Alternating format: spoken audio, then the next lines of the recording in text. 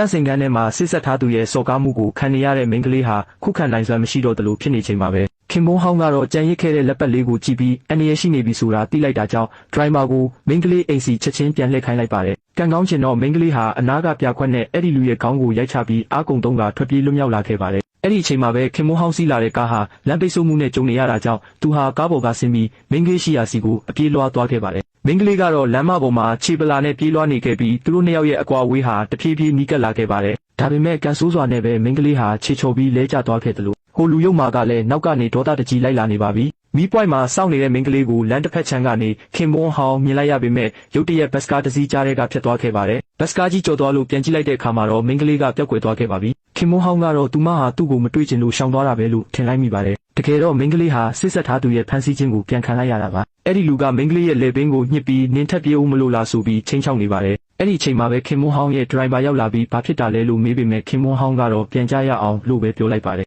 နောက်ထပ်မတွေ့ကြတာပိုကောင်းမယ်လို့ဇနီးဟောင်းပြောခဲ့တဲ့စကားကိုသူတတိယသွားပြီးသူပဲအရင်လိုအလွန်အကျွံစိတ်ပူနေတာနေမှာပါလို့ကိုတွေးမိသွားလို့ပါနောက်ပိုင်းမှာမိန်းကလေးဟာအဲ့ဒီလူလက်ထဲကနေရုံထွက်ပြီးထပ်ပြေးခဲ့ပေမဲ့ဒီတစ်ချိန်မှာတော့ကားတစ်စီးနဲ့တိုက်မိပြီးမတော်တဆမှုဖြစ်သွားခဲ့ပါတယ်ဟိုလူရုံမာကတော့ကြောက်လန့်တကြားနဲ့ထွက်ပြေးသွားခဲ့ပါတယ်ကံကြမ္မာရဲ့ကြီးစဲမှုကြောင့်ခင်မွန်းဟောင်းစီးလာတဲ့ကားဟာဒဏ်ရာနဲ့လဲနေတဲ့မိန်းကလေးရဲ့ဘေးနားကနေပဲကပ်ပြီးဖြတ်မောင်းသွားခဲ့ပါတယ်သူတို့နှစ်ယောက်ဟာတယောက်ကိုတယောက်ချစ်နေကြပေမဲ့အနီးကပ်ဆုံးနေရာမှာတင်အကြိမ်ကြိမ်လွဲချော်နေခဲ့ရပါတယ်၃လကြာမှတော့မိန်းကလေးဟာဆေးရုံမှာနိုးလာခဲ့ပါတယ်ဆရာဝန်ပြောစကားအရသူမရဲ့မိသားစုကသူမကိုလုံးဝပစ်ထားခဲ့ပြီးဆေးရုံကပဲသူမရဲ့ဆေးဖိုးဝါးခတွေကိုပေးဆောင်ထားခဲ့တာပါသူမဖုံးဖွင့်ကြည့်လိုက်တဲ့အခါမှာတော့ဖခင်ဖြစ်သူစီကတားအဖဖြစ်ကနေအဆက်အသွယ်ဖြတ်လိုက်ပြီးဆိုတဲ့စာနဲ့အတူခင်မွန်းဟောင်းစီကစိုးရိမ်တကြီးပို့ထားတဲ့ message များစွာကိုတွေ့လိုက်ရပါတယ်ခင်မွန်းဟောင်းဟာသူမကို၃လပတ်လုံးစိတ်ပူနေခဲ့ပေမဲ့မတွေ့ချင်ဘူးလို့ပြောခဲ့တဲ့စကားကြောင့်ဖုန်းနဲ့ပဲဆက်သွယ်ဖို့ကြိုးစားနေခဲ့တာပါမိန်းကလေးကတော့ခင်မွန်းဟောင်းဟာသူ့ချစ်သူနဲ့လက်ထပ်လိုက်ပြီလို့ပဲထင်နေခဲ့ပြီးဘာလို့သူ့ပေါ်အခုထိဒီလောက်ဂရုစိုက်နေရတာလဲဆိုတာနားမလည်နိုင်ဖြစ်နေပါတယ်